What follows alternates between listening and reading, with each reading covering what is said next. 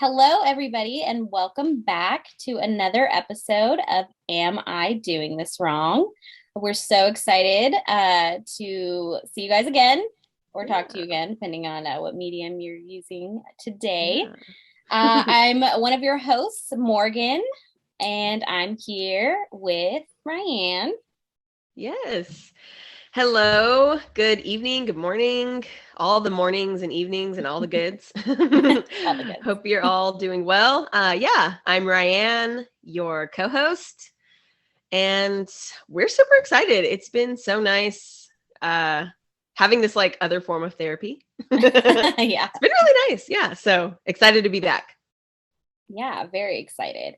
And before we jump into anything, I have a little update to a previous episode that I really wanted to share because I know how much everyone cares about this. I haven't told Ryann yet, so we'll see her reaction right now, live and in person. So you guys know we talked about body hair.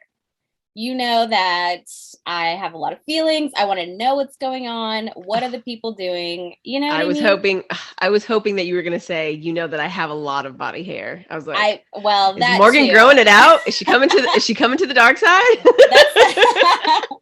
That's the update. I haven't shaved. No, yeah. That's not the update.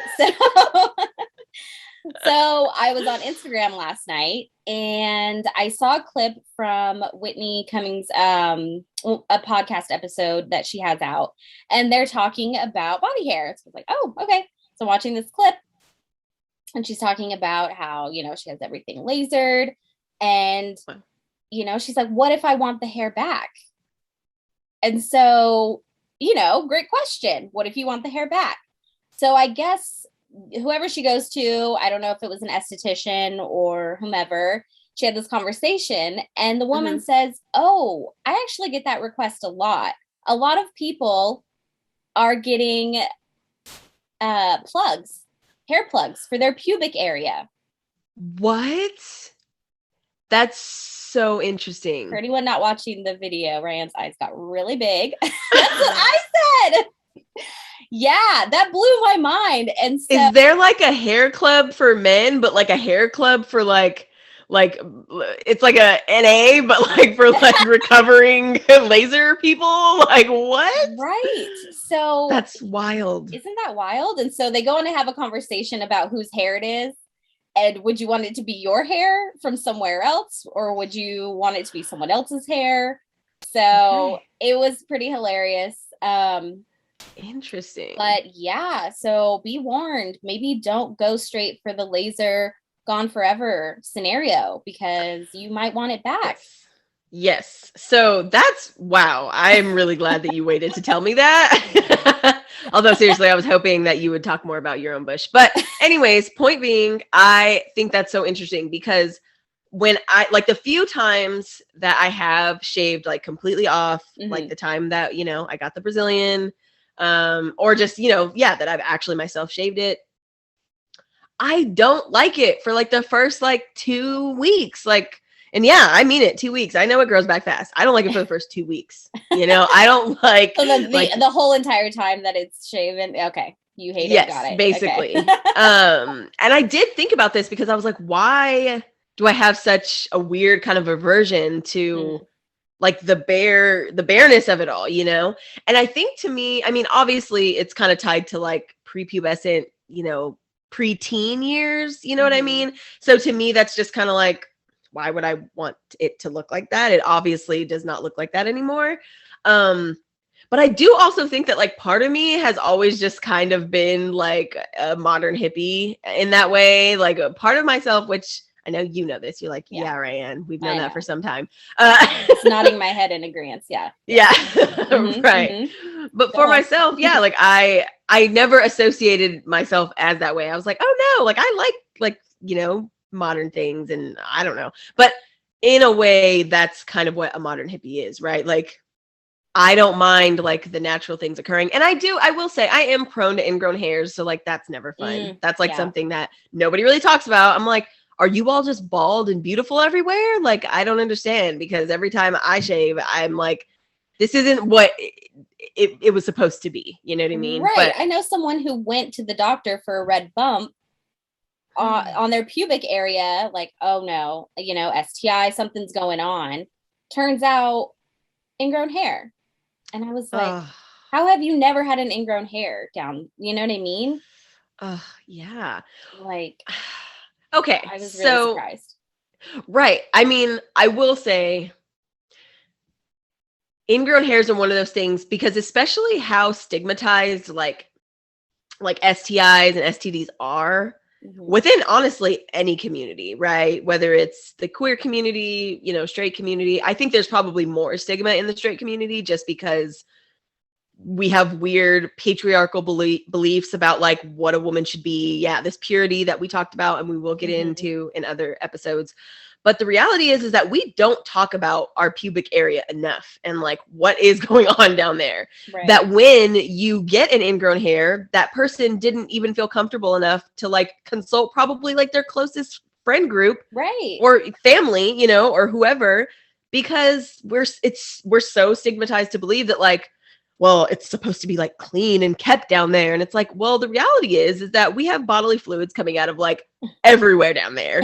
So things are bound to get sticky and messy, and not only when you want them to. That's a good point. It's the reality. Yeah. So. Yeah. No, I do get ingrown hairs down there, but not as much on my legs. It's not like an equal balance on different parts of my body. So fair enough. Yeah, that's not great. But that's really true. No, it's not great, and we want to talk about it. So yeah. But yeah, plugs are an option, people. So if you are sad that you lasered it all away, have no fear. So also on this topic, Ryann could have a bush when she's older, potentially. I don't know how plugs work. I don't know if you still, you know what I mean, if there's something with the body, but in general, if you think of hair plugs, you're thinking, a man having hair plugs in the front because he has, a receding hairline, for example. Right. So if it's an older man, then maybe in the same sense, an older lady could get the plugs and be buried with a full bush. So your dream could be a reality after all. Yes. Yeah. I want the hair plugs in my bush to look like the Cynthia doll from Rugrats, like just poking through like whatever I'm buried in, which is probably naked, because why wouldn't I be buried naked in reality? I'm going to be buried naked. If I'm buried at all, you're like open casket. Hey, you're welcome. All are welcome here. Okay. That's hilarious. That's a really interesting, that's like, you think about like regret tattoos, right? Like no regrets with the A, you think about that. But that's really interesting, because I would bet you that that's something that's more of like, and maybe not everyone, obviously I could be totally wrong on this. I'm accepting that fate and still saying it. But that's like, the ideal, right? Like I said, especially from porn, right? That's kind of the ideal way to look for women, or, femme presenting people. Oh yeah, you should be somewhat preteen, right? Still young about you, because the reality is that like predatory weirdness, sex sells, which is, a part of our society that we really just like need to be honest about. But also you still need to be like shaped and act and look at like this like voluptuous woman without it's a hard line to walk. Yeah, I mean it's an impossible line to walk, right? Like, and the reality is that if you do go bare down there for whatever reason, right, and you decide to shave, and again, that's completely up to you. Maybe it is easier for whatever reason, or nicer for you, more convenient. But the reality is that a lot of that is very, very much tied to the ugliness in our society. And a lot of people don't have the room to talk about it. We don't have a lot of public platforms or forums where people can be honest about why they feel the need to laser all their hair away, right? Because it is a natural part of our body. It does protect you from things, like I know exactly. Like things like ingrown hairs and things like that.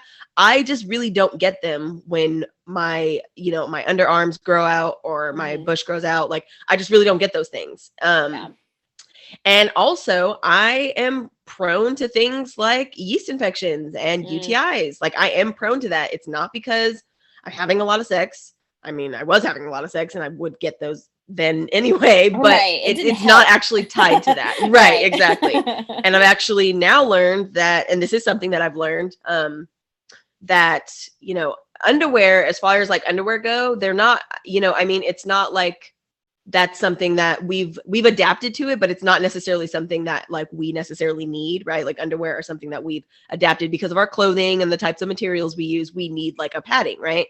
But with a full bush, like your underwear aren't like as important as far as like the like if they're cotton or if they're as absorbent, because your bush is still like protecting like your vagina. Right, the hair still serves a purpose, just like all the, right, you know, the rest of your body hair. Right, exactly, exactly. Yeah. So that's true. I love that. That's interesting. Join the dark side. Literally, really, it's going to be dark down there. I'm not kidding. Yeah, get a flashlight and come on over. Yeah. So, but yeah, I mean, I think that's, you know, we're seeing trends change. And even though it seems so alternative to have body hair, you know, it seems really empowering to show a woman in a photo with a bikini with like not a clean bikini line. But, you know, if you think back, you know, photos of like 80s, 90s, that's just not what you saw. And so we are in a changing time. So just know, whatever your body hair preference is, go with it. And some people might want what you got, a full bush, and they're paying for plugs. So. Yes. Oh my God. The day that I can like donate my bush. That's the thing. I mean? Yeah. Whose hair is it? We'll have to do more research. And if anyone does have plugs, please let us know. We're curious. What's that process like? Is it painful? It's probably painful. Of course it is. It's like, you know, you get like the tattoo and then you want to get it removed, and it's worse to get it removed. Oh, that's true. That's true. But no regrets. You know, you can't have no regrets on your body for the rest of your life. Yeah. True. But you can have a bush again. So yay. Yes. Bushes are renewable resources. I love it. All right. So let's actually get into it. I know. Disclaimer, as you guys know, we are not experts. We're not doctors. We're just two friends chatting about different topics, trying to figure out what it means to be an adult. And after the conversation we just had about pube plugs, you might need to check out what we're about to talk about, which is going to therapy. So, yes. Yay. Ryann and I are both fans. I've been in therapy consistently for probably about 4 months now. And, you know, tip of the iceberg, people have been doing it for years and years, as we know, but it is a really personal decision. And there are a lot of stigmas around it still. And, you know, we just want to talk a little bit about the history and all that good stuff. So let's jump into it for the research. Yes. I was kind of curious, you know, we think of, you know, mental health is so new as far as recognizing it in a science sense, in a medical sense. And so when you think back before that, probably first assumptions are going to be the Middle Ages, you know, oh, she's hysterical, let's, you know, bloodletting and like crazy things like that. But actually I found some information, and of course we'll have all of our sources linked and all that good stuff, so you guys can check out more information. But ancient Greeks were first to identify mental illness, and they did talk about, you know, different things as far as hysteria with women due to a wandering uterus. Which, you know, would you leave the front door unlocked? I don't know what that exactly meant. It's just traveling in different parts of your body. Yeah. So I know wandering uterus. Yeah, they weren't well. They weren't very kind to women in general. I mean, we're still not all the way there, but anyway. So the ancient Greeks, they did. You know, there is some historical you know, recognizing of mental illness. And so there was information about treatment or the value of encouraging and consoling words. So I thought that was interesting because my assumption was the Middle Ages, you know, kind of supernatural, crazy, you know, possessed or something like that. Right, which, yeah, exactly. Like people that, suffered from seizures or, things like that, they were looked at as, yeah, it was usually tied to some like weird religious thing where, God was like rebuking them or spiting them or smiting them, you know what I mean? Yeah. And so, yeah, it's nice to know that there is origins. Also, I would push back against the ancient Greeks only because there's a lot of information that is not readily available about what was going on in Africa because a lot of resources and information was stolen from Africa, science information, mathematics, things like that. I'm not saying everything, obviously, and I could be completely wrong, but I do know that we are at a deficit of information of actually where the origins of things start. But I do like the perspective. Yeah, just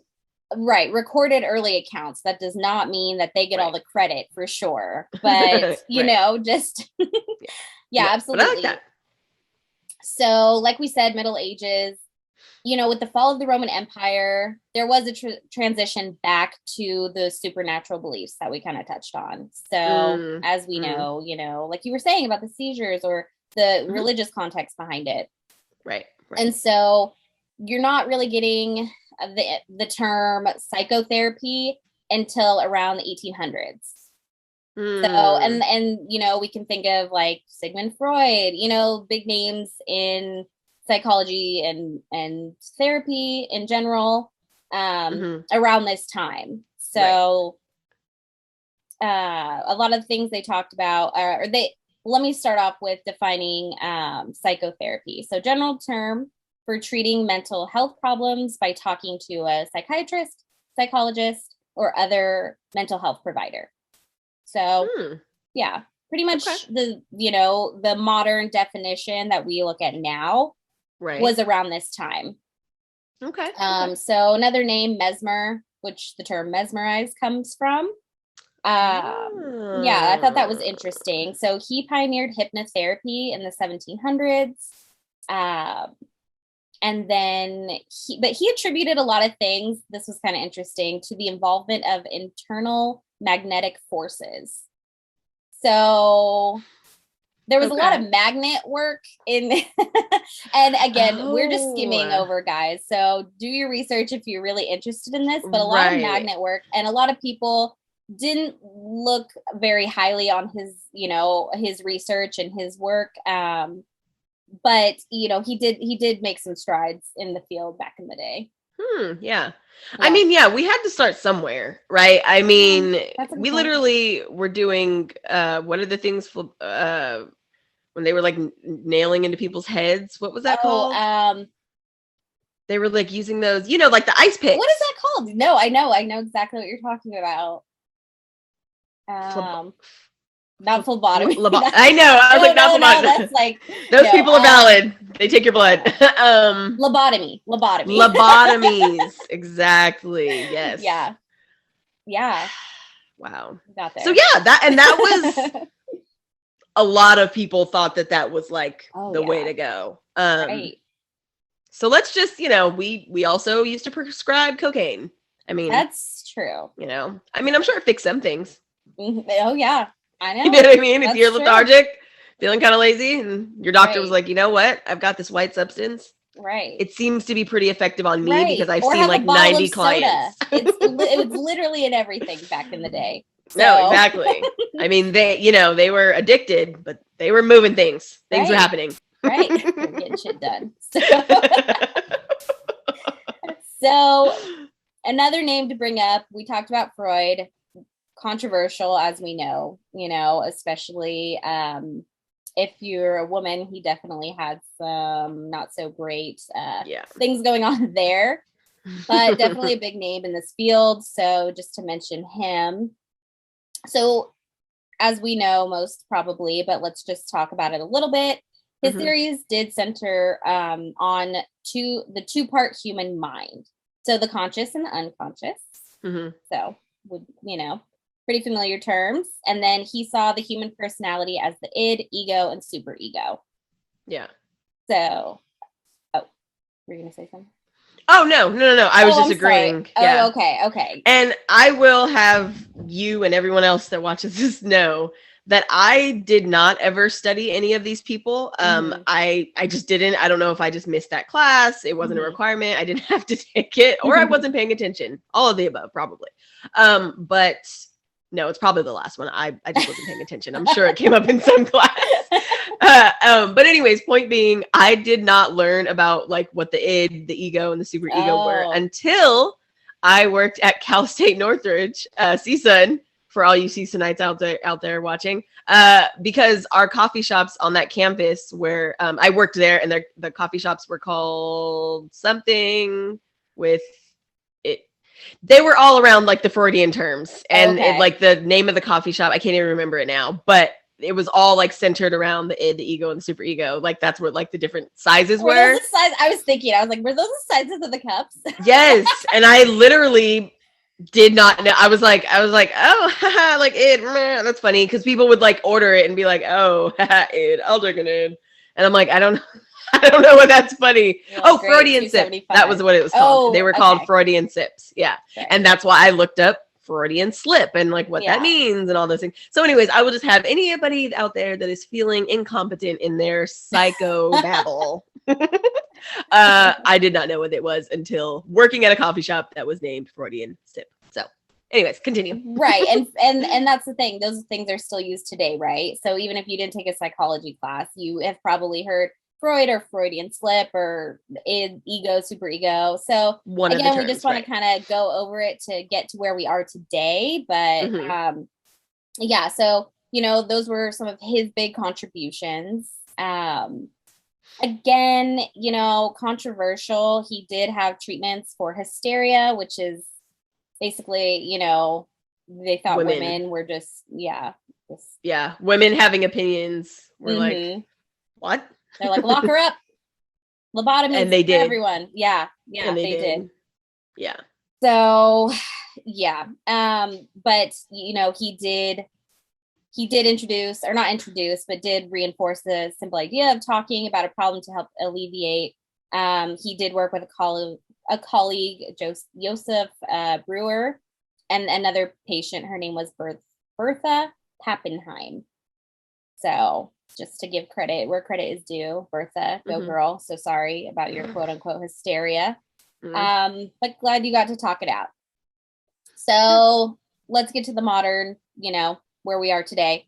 So by the 60s, there are over 60 different types of psychotherapy. There, you know, for example, psychodrama, which uses drama techniques, to guided imagery. So mental pictures and stories. And, you know, just to tie it up, a lot of therapists use what they call, quote unquote, the eclectic therapy, which is just going to be a mix of whatever, you know, customized to the individual's needs, which is great. So like you know, art therapy, sound therapy. Yeah, there's all kinds of animals. Yeah. There was mention of, you know, therapy with animals. So it could be really a mix. You know, some big ones are the CBD techniques, combined with a warm, supportive, therapeutic relationship built on trust and acceptance. Nice. And you and I have gone back and forth on this last little part about therapy being limited on time or for a time. And so, you know, this research did wrap up with modern therapy is time limited and most problems can be treated in less than a year's time. So I thought that was interesting. And like I said, you and I have gone back and forth on this because that I think that's true depending on what you are seeking out help for. Right. But at the same time, it always feels like there's something to work on after that. So, you know, but whatever kind of therapy can work for you. Right. You know? I mean, and that's part of the human experience, right? Like that's part of, you know, knowing yourself and being self-aware that there might always be more to unpack. There might always be more, and not even just like, you know, childhood trauma, right? Which is obviously could take a very long time to heal. However, aside from just that, we are still ourselves humans going through things that could also still be traumatic, right? Like we're still going through experiences that could affect us later. But I think, I mean, yeah, exactly. Like, I'm not going to like, argue with like, top psychologists on what they've, experienced and like, maybe what they know from their experience and others. But I will say that like therapy to me seems like it comes in waves, right? Like it seems like, and again, for each person, like where sometimes I may be quote unquote fine and I may feel for everyday sake okay, and I'm doing all the things that I need to do, but then something will happen where it might not be traumatic at its at first glance, right, or that day, but then a week later I'm like, wait a minute, that like actually affected me because it's tied to like other things, and those other things I may have gotten over, but that's not the way trauma works, right? Like trauma isn't linear where it's like, oh, that bump is there, but I cleared it and now it's never going to come up again. No, it's like cyclical, really, right? We're like, you're just trying to make sure that every time you have coping mechanisms and ways to get past it, because it could always come back up, right? There's always ways that it could poke its or ugly something head. new, or and that's a great point, and that's going to tie into what we're going to talk about in a little bit. But I mean, for anyone who is nervous to go to therapy, I thought that was good on the flip side, because I think with the stigmas that come with it, feeling like you're quote unquote crazy or whatever the case may be, maybe it'll give you some peace of mind to know that most, it's not forever, and maybe it will be if it's something you're comfortable with and you really get something out of it. But if you're hesitant to go because it's going to make you feel some type of way, then maybe thinking about the length of time people usually go to therapy and get what they need out of it, and can stop going for a certain amount of time or forever, whatever the case may be.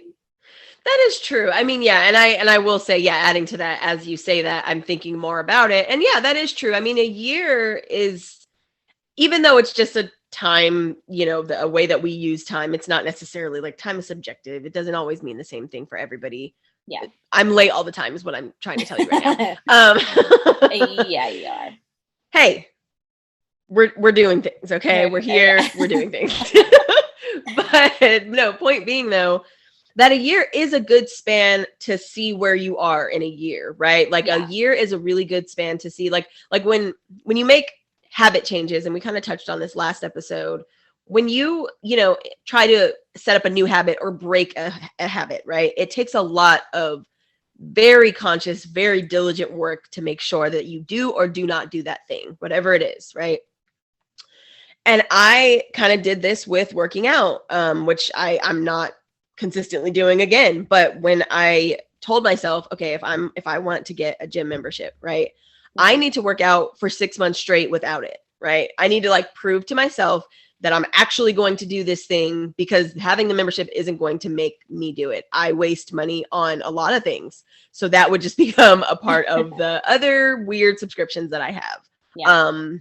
Which none are to OnlyFans. I did not know how popular having just like random one-off subscriptions to OnlyFans was, because like you can have like really cheap subscriptions to like whoever's page, and it doesn't have to just be porn. I'm not going to say that. It can be like somebody's yoga page or something. I don't know, but it's very common. I don't have any into it. I don't know how their pay structure, subscription structure works, but that's interesting. That makes sense. You can get pretty cheap. Like sometimes they have it like, $3 a month or whatever. Anyways, point being, sorry, back to my point is just that like a year's time of doing something could really have a huge change on perspective, right? Like I never thought that I could do something consistently like working out, because I don't just genuinely like it. I don't know if people genuinely like it. I don't know, but I don't. And it was something that when I was able to do that for that long, it just changed my mindset on like doing it in the future. It wasn't that like I was like, oh, I could do this forever, every day. No. And I didn't do it every day, even when I did it, but it just showed me like, oh, okay, so I can start a new habit. It's just that look at the work that I had to put in, like it kind of just gave me that perspective. So same with therapy. Right. Absolutely. You got to put the work in. Work it. All right, so let's talk a little bit about stigmas.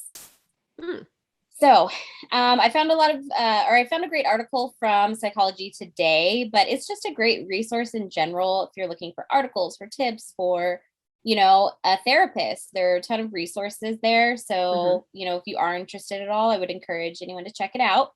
But, I guess probably the biggest one, if you go to therapy, it doesn't mean you're crazy.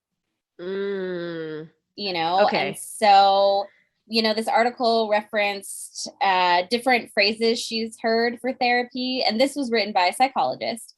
Okay. And so some examples were hocus pocus, mental brainwashing, or head shrinking. So not great terms. Nobody wants to be recognized. Wow. Yeah, kind of harsh. Oof. Yeah.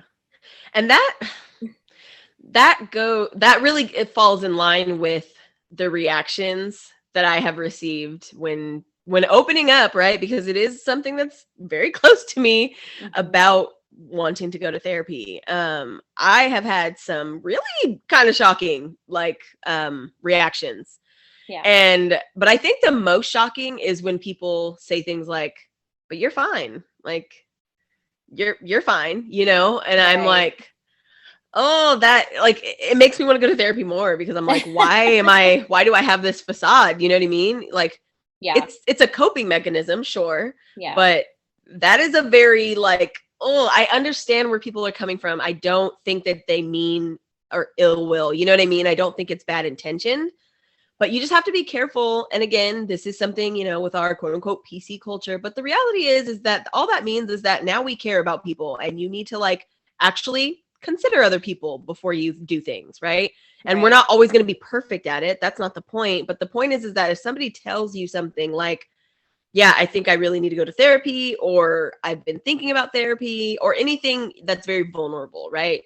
Yeah. Just like we were saying, if you're getting into a profession that's very vulnerable and you have to share parts of yourself, right? If your first reaction is to say oh, I didn't expect that from you, or, oh, you don't need it, or oh, that's for, crazy hocus pocus people or whatever.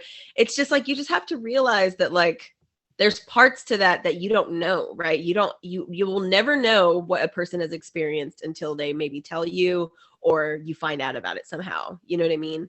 And so to me, I have strayed away from it from a long time for that reason. And so to hear that is the common experience, even from people that are therapists. Yeah. Oh, so you do that hocus pocus. I mean, why? Right. It's just, it's affirming, but it's not a good affirming. You know what I mean? I hate to find that out, but I felt like I've needed someone to talk to, and that I've looked a lot into therapy before I actually got into it. Like I said, it's only been a few months, but there is a lot of hesitation there, and there's a lot that goes into finding a good therapist and all that. But, and I have had comments like, oh, well, it seems like those people need it the most. Those people, now, okay, so that there's an otherness to it. But having that steadiness, that consistent check-in with someone has been really valuable to me. So I do feel more empowered now that I have been doing it, and I can talk about my experience with it. And a few months is not that long. And like we said, maybe it will take a year, but I do want to stick with it, and I do want to talk about it, and I don't feel a shame around it. Right. Yeah. Same. Yeah. Same. Yeah. I know. I'm in the process, as you know, of setting up my consistent therapy. And I waited until, I was late 20s to really try and figure out it happened at the point of a quarter life crisis or whatever. It happened at the brink of a time where I was already feeling unsure in my life. And then just a lot of things piled onto that, racial trauma, a lot of things, just a whole lot of things piled onto that were really unbearable. And one of the first things, which I will share, one of the first things that the therapist said to me was I wanted to reach out to you before you disconnected, because she was I could see that you were very close to just dissociating with everything that you were struggling with. Yeah. And I was already in like mental turmoil, and that really just like opened up the floodgates. I was just like, oh my gosh, like, yes, I at one point I was like, I wish I didn't know any of the things I know. You know what I mean? Like, it got so dark to where I was just like, I wish that like this brain did not work the way it does. I wish that it didn't exist. You know, I mean, it can get really scary and you have to be careful, which is why I want to be honest about the experience, because I was in a point where I did not know what else to reach out for. I didn't know who to go to. And I am so thankful for this person. I won't say them, but I was so thankful for anyone who had like a third party perspective, you know, an outsider's perspective on my life, because it wasn't something that I could have heard from somebody in my inner circle, right? I would have put on the facade, I would have put on the mask and said, I can do it and I will be fine. But her being a therapist, right? Mm-hmm. She knew the warning signs. She was like, this is not a good place to be. I promise you. Like, even if it's just for today that we have a conversation and I save you from just like, you know, just from that dissociation, that little thing that could happen where you wake up tomorrow and say, never mind all of this. You don't know what's going to impact you the next day that brings that up and more. Right. So I would say if you are curious, please reach out. Right. And to that point, even more so, I mean, we've been in each other's lives for so long and we basically know everything about each other, but we're really emotionally dependent, right? And so I think in recent years, we've had many, many conversations around, you know, your friends are your friends and they are there for you no matter what, hopefully, you know, if they're good friends. But at the same time, they can't fix everything. And so we both have talked about, you know, how good therapy is in finding that outlet. Like you said, that third party perspective. And so, you know, just another reason, another thing to think about, not saying that anyone's a burden to their friends, but it is something to think about. You know, when you unload so much onto another person, especially someone in your life who's intertwined, who knows the people you're talking about and cares about you so much, you know, that's a lot of weight to carry. Yes. And if they don't have the answers, then they feel like they're not helping you. And so. Right. And so I just want to add this. I was watching one of the few YouTubers I still watch. I don't really watch YouTube as much now. I also just don't have the time, but I do really like some of the YouTubers I follow. One is a beauty influencer. Her name is Jackie Aina. She's a Black beauty influencer that I've been following for years now. And she made a video just about like, I can't remember exactly what it was called, but it was basically around like her getting engaged and like kind of just like not trying to live up to people's expectations of what you should be when you're engaged or married or doing things, right? If you're having a baby, if you're not, like, who cares? Do whatever you want. But one of the things she said was that, like, you know, telling everyone outside of your relationship about your relationship is like an easy way to see it fail, right? Unless obviously you're in a situation that is like abusive and you have to tell people about it, of course. But a lot of the details that you share with your friends that you might think, and again, I'm guilty of this, which is why I'm sharing it. A lot of the things that you think to share with your best friends or your close confidants or whatever might not actually be things that they need to know.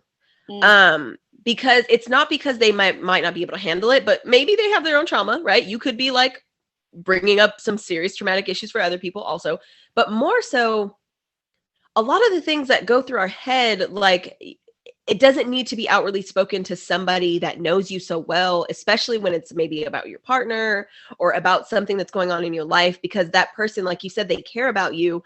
So they're going to like maybe bring that up again and be like, hey, did you figure out that really heavy thing that you told me? And you know what I mean? So they're kind of carrying this around now. And so it's just like, you just have to know that there are boundaries, even in friendships, right? There's boundaries for partnerships, whether that be relationships or, you know, friendships or family. There are boundaries, right? And everyone's going to be different, right? But you do need to understand that that's not inappropriate of you to have boundaries. And if you feel like you need therapy because of, you know, whatever reasons, one of the things that's, I think, is really helpful is that allows you to kind of understand what boundaries should be in your life for other people in your life, right? You're like, well, I'm telling my therapist this, and this is like really vulnerable. So maybe this isn't exactly what I should bring up when I go out to dinner with, my friend or, or something like that. It doesn't mean you can't. It just really gave me at least a perspective on like, oh, these are things that I can talk to somebody about. And it doesn't have to be somebody that I will see at work or somebody that I, go out with and I might be like inebriated or drunk the next time I see him and then just like pour it out again. You know what I mean? Yeah. Just boundaries. Yeah. We like boundaries and we like therapy. So let's talk a little bit about why people go to therapy, right? Mm-hmm. So we already said the assumptions are you're crazy, but really what the psychologist says was that most people don't have a serious mental illness. It's that they're seeking counseling for some kind of life cycle transition or some big life change. And I mean, we touched on this a lot, when you first sought someone out, you were going through a difficult time, and same exact thing for me. And so some examples are career issues, family problems, financial issues, a health diagnosis, some kind of cultural assimilation, a breakup, having a child, or even decision making. Should I relocate for this job? Should I not? What does that mean? Leaving my family? Whatever the case may be. Those are the most common reasons that people do seek out therapy. And so those stigmas around, oh, you're crazy. Well, no, everyone goes through these hard, tough times in their life. And so it's nice to have an outlet. And that's really what she focused on. And that makes a lot of sense going back to the timeline conversation. Most therapy can take about a year or whatever the case may be. So that does make sense that it aligns with people seeking out some kind of counseling for these, big life changes. Right. Yes. Totally makes sense. Yeah. I can attest to all of those. All the reasons you listed have been reasons that I've been like, yeah, I could be in therapy. Right. Yeah. Check. Yeah. So like we said, there's tons of resources out there. Do your research. And I just wanted to reference someone that I found on Instagram. I really like her. She's really cool. Young psychologist. She's got like a hip modern perspective.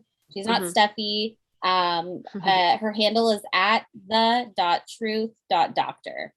And she's big on TikTok. She's just got cool vibes. I like her a lot, but she's got some really insightful things to say. And she does, kind of stick it to a lot of the old school traditions we think of in therapy. And she's just got a really modern, cool approach. She's writing some books. She has a podcast. And I really like her. So if you're even curious about what goes on in a therapy session, check her out. She's cool. Nice. So I will mention, because that's super awesome. I love like the online resources, something a little bit less personal, at least to start, right? If you're feeling kind of, I'm not sure if I should like totally jump into like, having somebody listen to my problems, but I will say, and not just problems, listening to your life in general, experiences, right? It's not just about problems. It's just about having experiences that maybe you don't know how to process yourself. Where have we ever learned how to process things? You know what I mean? Right. We didn't have that class in high school, which we should have. An emotional class, a taxes class, a body hair class. And but anyways, stuff we're going to talk about on this podcast because we don't know how to fucking do it. Exactly. Right? Like I should have known that I could go to therapy and it wasn't going to be weird and all this stuff years ago. I got myself into like a pretty hard place in my life to now finally know and feel confident and okay doing this. But would have been nice to have known. Exactly. Long ago. And so to add to the social media, if you're if you want to look into things, one of the things that I found, and which is actually where I found my therapist, is support groups. There are a lot of different support groups. I mean, literally just type it in. I actually found one on Facebook, but there's, I'm sure on Instagram, things like that. I follow some therapy pages. But I will say it's not all just quotes and happiness and, live your life to its fullest. No. It's actually a lot more realistic about like, maybe today you don't want to work and that's okay to use your sick time. Or maybe, this thing in your life seems really tough right now, but maybe you actually can't get out of it. Right. And so I will say that helped me a lot. That was like me kind of dipping my toes into therapy. I was able to connect with people. I was able to post very vulnerably I actually just looked back at those posts not too long ago, and I was like, wow, like I was obviously in need of a lot, right? And I probably still am, which is why I'm trying to get my therapy set up right now. But I will say that really helped me. It was a lot less daunting. I felt like, okay, good. I don't have to have this one person staring at me yet, right? Yeah. I can start with a group of people that maybe shared that experience. I'm telling you, like, type it in. Maybe you'll find something. And that one was free. I'm not saying that all of them will be free, hopefully. But that was a great way to start therapy, finding a support group of like-minded individuals. And I started by reading other people's posts. And then I felt comfortable doing it myself. So. Yeah, absolutely. And I think there can be a really big sense of loneliness when you are feeling this way, which then just reinforces those stigmas, right? And so I certainly have felt that way, you know, and support groups is 100% a way to go. Just even if you just need a little bit of, you know, togetherness with people who are in similar situations. And whether, you know, anything under the sun, there's probably a support group for. So don't think, well, my problem's the only one. Do the research, check it out, because there could be, you know, a great support system out there for you. And that, you know, that does kind of segue into last thing, accessibility to therapy. And so, you know, I did find just a list of resources, because obviously not everyone has health insurance or it's expensive as hell. So, you know, seriously, racket. So join socialism, please. Read about socialism, please. This is horrible. We should not be prioritizing things over our health because we can't afford it. So right. Yeah, no, I was so surprised when I didn't have to pay for a prescription when I studied abroad for London. In London for a year. Yeah. For London. Yeah. The whole country wanted me. No. But I had to get prescription, and, you know, I go to the counter and I'm like pulling out my wallet, blah, blah, blah. And she looks at me like I'm crazy. And I was just like, what? Yeah. I was, yeah. I didn't realize. What a stark contrast. Yeah. Yeah. Some hospitals won't even see you if you don't have insurance. Like, if you show up to their ER, they literally will not see you. That's like that happens on the norm. Right. Wow. Right. Yeah. Yeah. Just blows my mind. But yeah. So, you know, first of all, finding a therapist that you vibe with is really important. You know, I've done Talkspace. I dabbled here and there before I really jumped in recent months. But I just didn't feel like a click, you know, and there's a lot of trust that needs to be built there. So obviously it might take a little bit of time to find something or someone that you're comfortable with. So just know that is kind of the name of the game, but you deserve to find someone that you feel comfortable with so you can really dive into whatever you need to dive into. You know, so resources, like we said, of course, health insurance.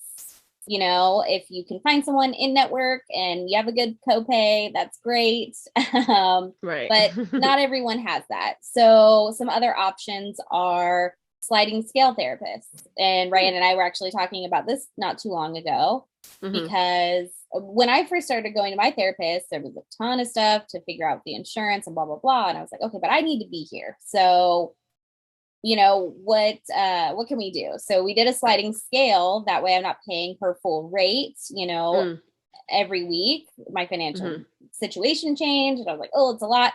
But I need to be here. So sliding scale options allow for you to pay the rate at different times, you know. Instead of being charged every 2 weeks the full amount, maybe you can pay a smaller amount every week, or whatever the case may be. There are lots of different options, but just know that that's what it's called, sliding scale. So if you are looking for a therapist, you can see if that's an option if your financial situation doesn't necessarily, you know, line up with what they offer.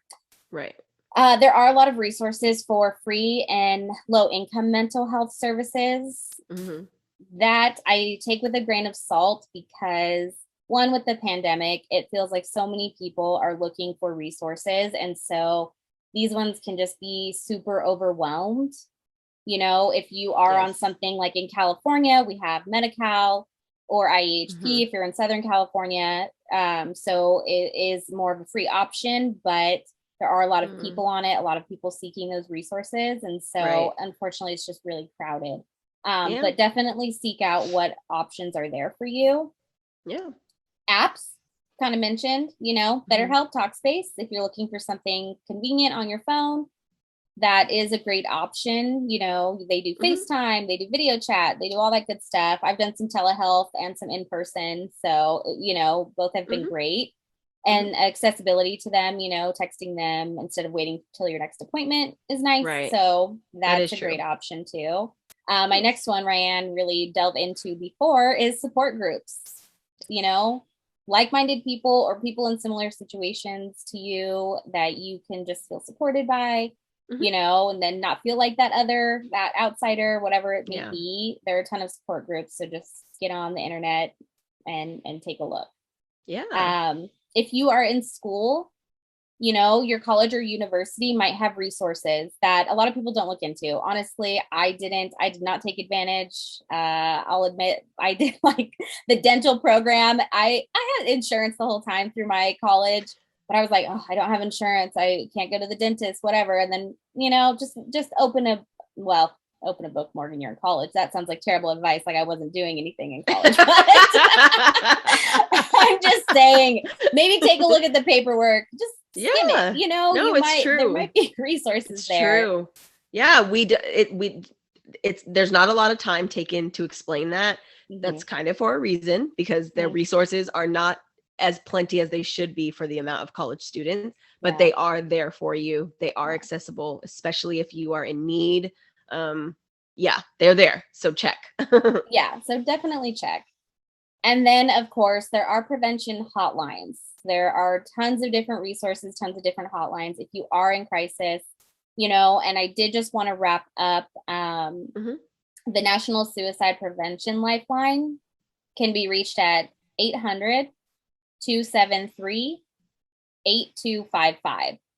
So again, if there is an emergency or you are in crisis, definitely go to those 24/7 resources. But, hopefully this list will give you some encouragement to just research some options out there. We are living in a time where there are so many different ways to find what works for you and, might help you or just, give you a little bit of support. And so we are lucky in that sense. And so, that's it. That's awesome. Yeah, very good resources. And I'm sure there's a support group for those that have shaved and are bald down there now. Oh, so there is a, lasered away, but now you want pubes again, support line? Yeah. Probably. Or support group. Bare vaginas that want hair. What's the acronym for that? Yeah. TWH. Doesn't really roll off the tongue. Never mind. Yeah, right. Yeah, exactly. Something better. Oh my gosh. But on that note, seriously, this was a great conversation. Thank you so much, Morgan, for doing that and just providing that, because it is a space that if you're interested, it's nice to have a follow-up knowing that you're actually going to, provide some resources. So we love that. Yeah. But also, as always, thank you to our amazing interpreters here with us. If you are here for the visual conversation on YouTube, shout out to ProBonoASL for the visual conversation. Always check it out. Subscribe wherever you get your podcasts, whether that be Spotify. The pie. Spotify. When you're driving and you're looking, and then there's a pie. You're like, that's an apple. That's a peach. Spotify. Yay. All the places you get your podcasts. Could have just left it there. Yeah. But this was an awesome episode. Thank you so much for joining us. Please don't forget to follow us at Wrong the Podcast on Instagram. And we will see you in the next episode. Yeah, we'll see you guys soon. Thank you so much. All right. Bye. Bye. Bye.